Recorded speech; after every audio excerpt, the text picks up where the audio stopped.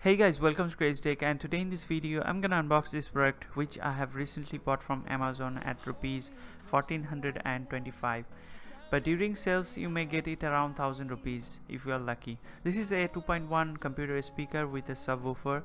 It is from a well-known brand called F&D. This is one of the cheapest sound system that you can get for your computer setup. So now let's unbox this.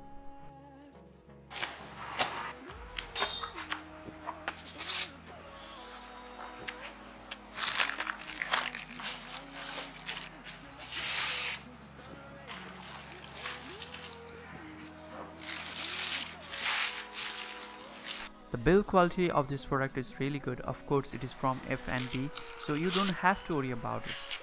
Now let's talk about the sound quality. I have been using this for a week now and the sound is amazing at the price. The clarity is really good, bass quality is just superb. You can adjust the bass as you like. I highly recommend this.